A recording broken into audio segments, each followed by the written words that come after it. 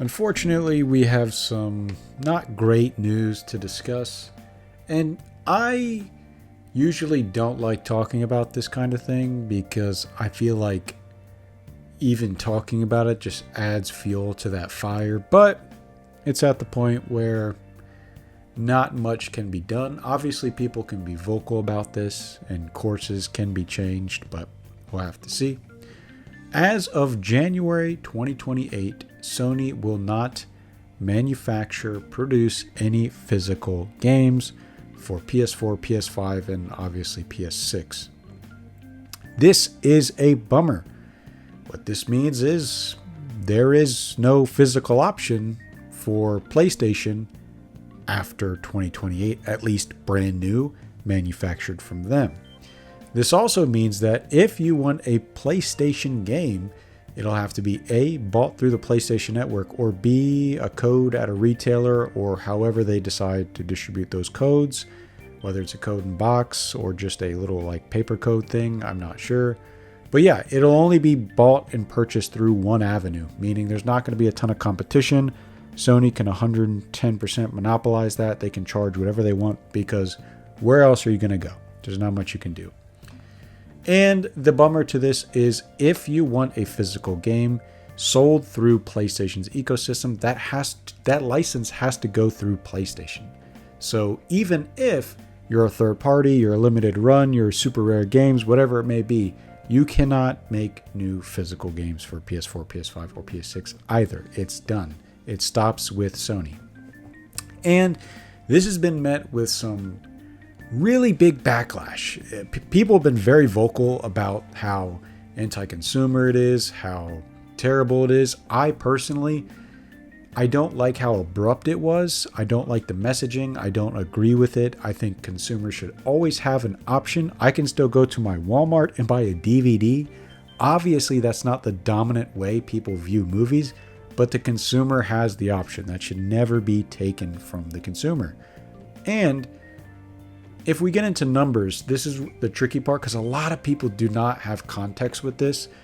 People say, oh, well, the digital and physical split is 10 to 90% or 5 to 95% or 20 to 80%. That's not the case. When those numbers are used in physical reports or quarter reports, those include digital goods, content, services that are only digital.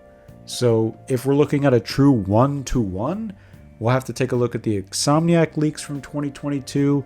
And then even then we have more information. Typically, first-party Sony games still sell pretty well physically. I'm talking in the millions. I'm talking ratios of over half. Astrobot, over half of that sold physically. Spider-Man, more than half of that sold physically. Like, they still sell a lot of physical games. In fiscal year 2025, they only sold, I believe, almost 80 million physical games and around 250 million digital games. But those digital games, some of them were only digital. So that's always going to be skewed. Obviously, Sony controls digital more. It's just a license that you buy, so you don't own it. And it can be revoked at any time. There's no practice or there's no protection for the consumer on that end. Sony completely owns that. Also, Sony's not great when it comes to security for PlayStation Network accounts. Those can get hacked. You can lose access to your digital library. And ultimately, it doesn't hurt Sony to continue physical media and if it organically goes away, let it organically go away, or always have the option for the consumer. I don't see any wrong in that. To me, it just doesn't make sense. The messaging was very abrupt. I don't know if it's just a way for Sony to cut costs because we know that the PlayStation 6 is probably going to be very expensive due to RAM and all that nonsense going on, and they want to try and trim the fat as much as possible. But for me personally, I'm not a fan of it, and it's not because I prefer physical. Of course I do, but I like the option. If I watch a movie, I like to know I can see it in theaters, I can buy it digitally, I can stream it, I can go to a retailer and buy a physical copy, Blu-ray, DVD, 4K, whatever it may be. I have the option. I can go look and choose. But for Sony to just say, hey, if you want it, this is where you buy it. If not, I don't know what to tell you. I'm not a huge fan of that. I also don't like the idea that I don't own it. I'd like to tangibly have something that if I don't like, I can get rid of and recoup some of that cost.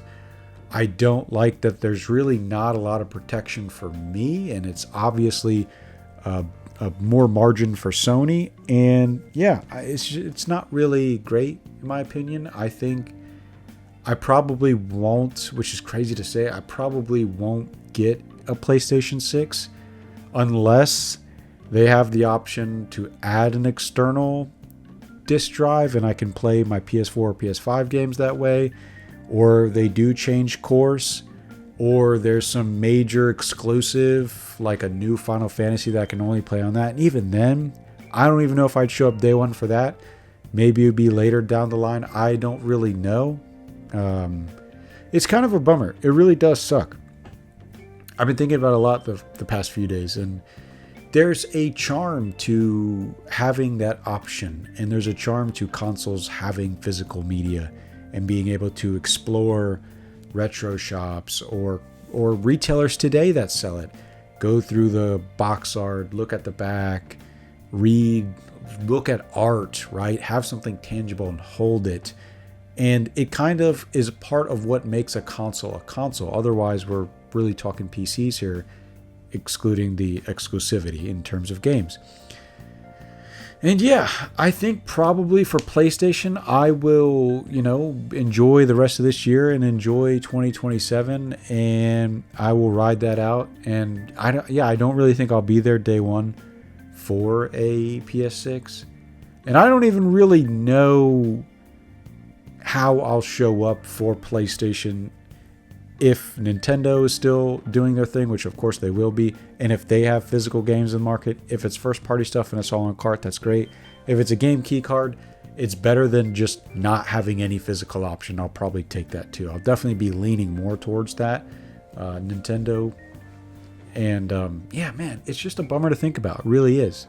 I thought at least there was one more generation left with PlayStation where we could get physical media or physical games.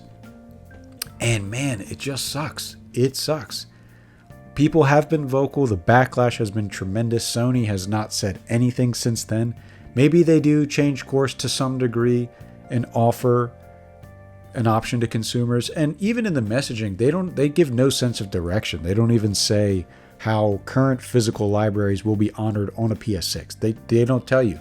It's just pretty much like, hey, if you want to buy our games in 2028, it's going to be digital. If not, have fun. And yeah, I don't really like that. It's a lot to think about. And I don't say this as someone who collects games. I also play games a lot. I enjoy playing games. And yeah, I prefer to have them physically. It's something that I enjoy. And it's just kind of interesting to think that some games coming up might be the last physical games I'll buy for PlayStation. And aside from that, just kind of gaming in terms of the hardware landscape and where it's headed is really just an interesting space. And I don't know what that means for me and how I enjoy it. I was born in the 90s, so how I enjoy video games and how I invest my time and how they capture my imagination is a lot different than what we see in the landscape now. There's still great games coming out, but how these hardware manufacturers and publishers want to monetize you more and extract more money, and essentially, less volume, but that user spending more money. I get it's diminishing returns and it's the way the industry is going, but it's just pretty grim, I still have my PS2, my Dreamcast, my GameCube. I have a CRT in my game room. And there's a lot of charm in playing older games and just tuning everything out and just remembering how awesome this was, how the uniqueness in it, the fact that they could take liberties and try wacky things and have these experimental titles. And, at the end of the day, if it didn't make money, it was a lesson learned. Nowadays, there's not a lot of that. It's sequels, it's developed IPs, it's established brands, it's a lot of the same. And it's so crazy when we just had like one of the best not E3 seasons of all time. We learn all this stuff about cool games, and now it's just like, hey, yeah, man, this is a interesting one. I will probably be thinking about this for a while. I might make more videos on it, but I felt like I it's a topic that I wanted to talk about, and I would really love to hear some opinions on this. What do you guys think about it? Please let me know in the comments down below. Thank you so much for listening to me ramble and rant into this microphone. See you next video. Bye.